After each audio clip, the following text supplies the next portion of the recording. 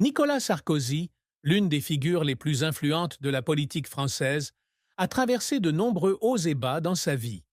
Mais peut-être que sa plus grande tristesse ne venait pas de ses échecs politiques, mais des blessures dans sa vie familiale, en particulier la rupture de son mariage.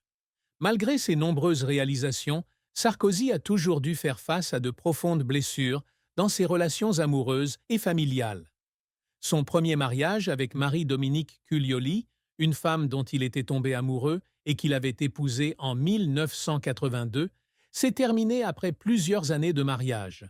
Bien qu'ils aient eu 2 enfants ensemble, la relation n'a pas pu surmonter les difficultés et les conflits non résolus.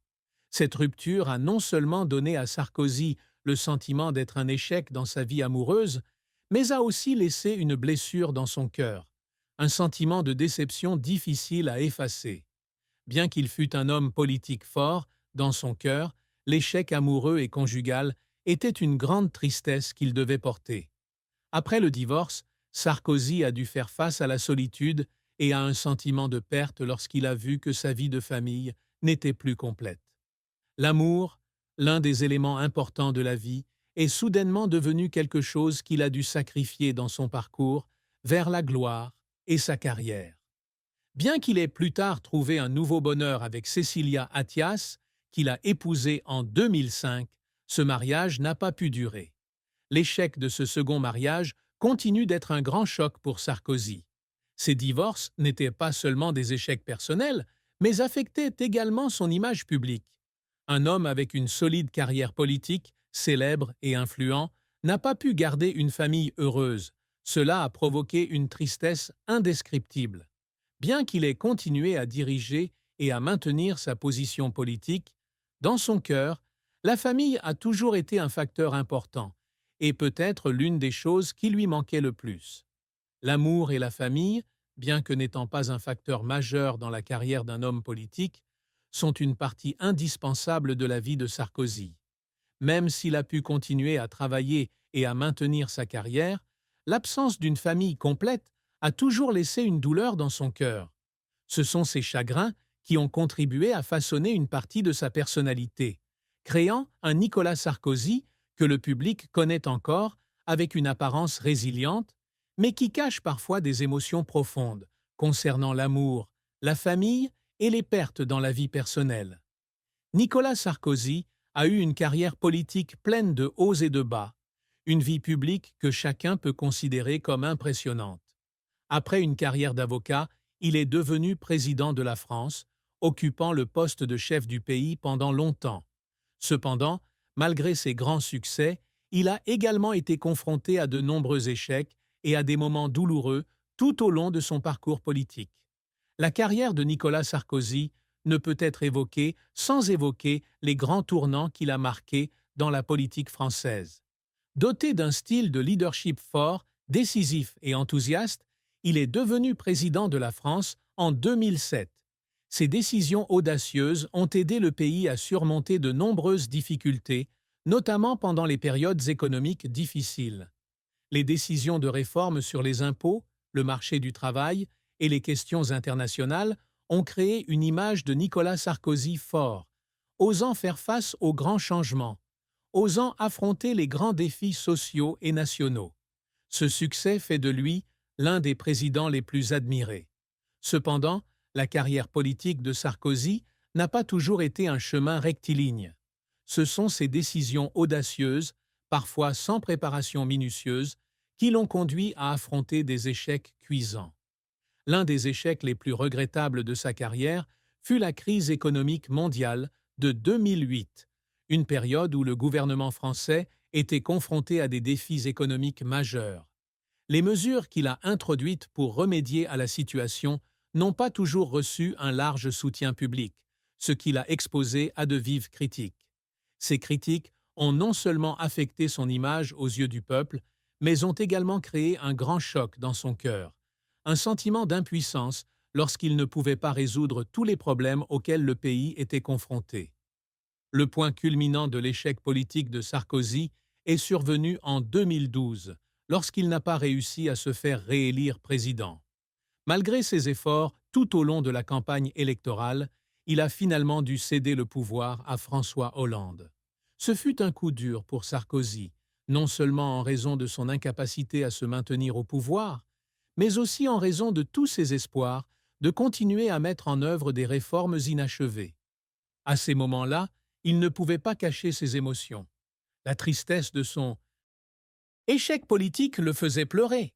Malgré tous ses efforts, il n'a pas pu atteindre les objectifs qu'il s'était fixés.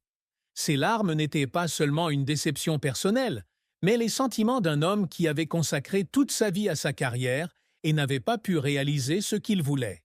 Mais après ses échecs, Nicolas Sarkozy n'a pas baissé les bras. Il a continué à participer à des activités politiques et sociales, essayant de trouver d'autres moyens de contribuer au pays. Les échecs dans sa carrière n'ont pas affaibli sa volonté, mais au contraire, l'ont rendu plus résilient, lui permettant d'apprendre de ses erreurs et de continuer à se battre pour les idéaux auxquels il croyait. Nicolas Sarkozy n'est pas seulement célèbre pour ses réalisations dans sa carrière politique, mais aussi pour ses efforts inlassables pour atteindre de grands objectifs dans la vie. Ces réalisations ne concernaient pas seulement le pouvoir et la position, mais aussi les changements qu'il a apportés dans la société française et internationale. Malgré les échecs et les tristesses de sa vie, Sarkozy a toujours essayé d'apporter sa contribution à son pays, et ses réalisations sont la preuve de sa résilience et de sa détermination à surmonter tous les défis. L'une des plus grandes réalisations que Nicolas Sarkozy a toujours recherchée est la mise en œuvre de réformes importantes dans l'économie et la politique française. Lorsqu'il a pris ses fonctions de président en 2007, il n'a pas hésité à mettre en œuvre de fortes mesures de réforme pour surmonter les problèmes économiques et sociaux auxquels le pays était confronté.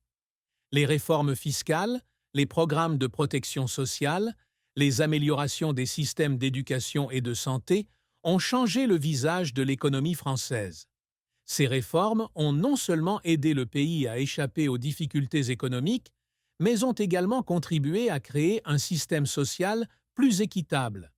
Sarkozy a toujours considéré cela comme une réalisation importante, non seulement pour le bien du pays, mais aussi parce qu'il croyait que ces changements amélioreraient la vie de millions de Français. Sarkozy a également accordé une attention particulière à la sécurité nationale et à la politique étrangère. L'une des réalisations les plus remarquables de sa carrière a été le rôle de la France dans les affaires internationales, en particulier son rôle au sein de l'Union européenne et de l'OTAN. Il a toujours promu des politiques qui protègent les intérêts français et européens sur la scène internationale. Avec sa décision de rejoindre la campagne militaire en Libye et sa position ferme sur la crise financière mondiale, Sarkozy a clairement montré que la France, sous sa direction, ne resterait pas à l'écart des grandes questions mondiales. Par ailleurs, Nicolas Sarkozy s'efforce toujours de redorer l'image du pays après des années difficiles et des crises économiques. Ses réalisations en matière d'amélioration de l'économie et de renforcement des relations internationales ont fait de lui l'un des dirigeants les plus mémorables de l'histoire française moderne. Ses décisions audacieuses en politique étrangère et intérieure ont contribué à élever la position de la France sur la scène internationale. L'un des plus grands objectifs que Sarkozy a toujours voulu atteindre est la capacité à maintenir la stabilité politique en France.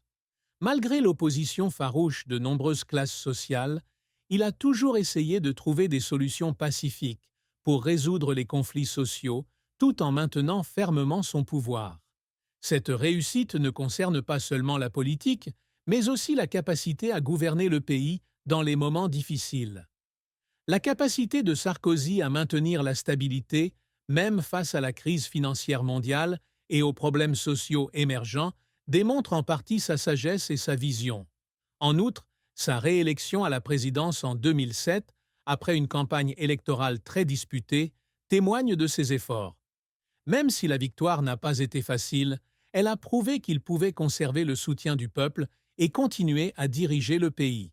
Cet exploit, ainsi que ses succès politiques et sociaux, ont consolidé sa place dans l'histoire politique française.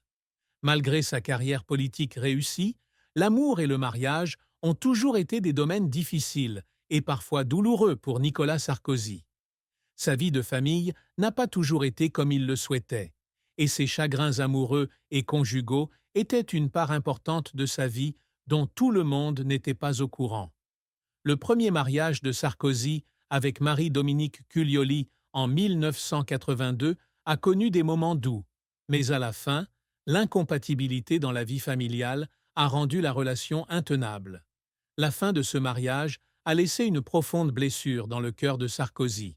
Ce n'est pas qu'il n'aime pas, mais à cause des différences et des conflits dans la vie qui rendent cet amour impossible à maintenir. Ce fut